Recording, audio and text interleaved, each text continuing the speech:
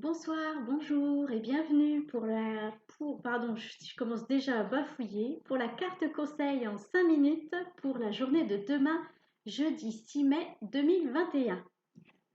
N'hésitez pas à me dire dans les commentaires si le son n'est pas assez fort, si vous ne m'entendez pas assez ou si vous m'entendez bien, n'hésitez pas à me le dire.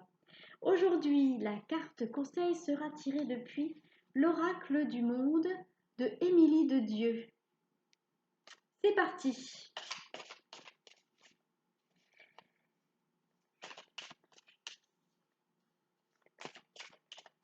Alors j'espère que vous allez bien, que vous avez passé une bonne journée. On est mercredi, c'est le jour des enfants. Alors je ne sais pas quelle est votre météo, mais alors ici en Bretagne, il ne fait pas chaud du tout. Il y a un vent froid, enfin en début mai, avoir un temps comme ça.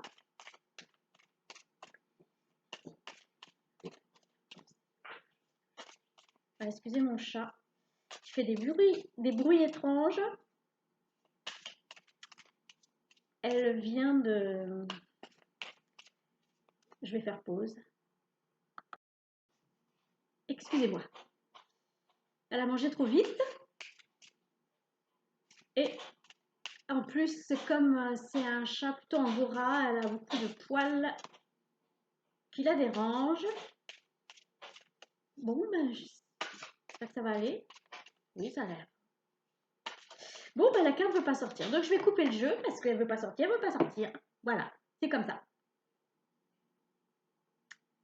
Bon, ben, j'ai pas coupé le jeu. Si, j'ai voulu couper le jeu, tout est venu. Et c'est une belle carte qui s'offre à nous. La richesse. Alors, j'entends que c'est pas seulement la richesse comme on l'entend, de l'argent ou l'abondance, c'est aussi la richesse intérieure. C'est ça que je ressens. Alors évidemment, là, on voit des paniers remplis de fruits, de fleurs, de légumes. Donc, ça sous-entend la richesse. Donc, oui, richesse, mais aussi richesse intérieure. Je dirais même que c'est prioritaire, en fait, la richesse intérieure. Ah oui, c'est prioritaire. Parce que, comment vous dire, ça passe avant tout. Euh, c'est, on nous dit, voilà, le spirituel est prioritaire sur le matériel. Voilà, donc même si on est dans un monde de matière où il faut eh bien faire avec, hein, pour certains c'est facile, pour d'autres moins, le spirituel est prioritaire sur le matériel. Peut-être qu'il y a des gens parmi vous qui sont trop attachés à ce qu'ils ont, à ce qu'ils possèdent.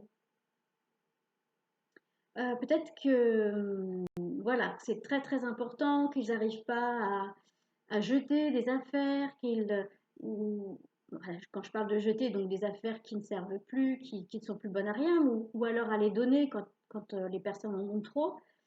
Euh, et là, on est en train de nous dire qu'il faut se détacher de ce matériel parce que c'est pas le plus important sur cette terre. Effectivement, on en a besoin, hein, on a besoin d'une maison, d'un lit, d'un frigo rempli, mais c'est pas ce à quoi il faut s'attacher. Ce qu'il faut s'attacher, c'est notre richesse intérieure, notre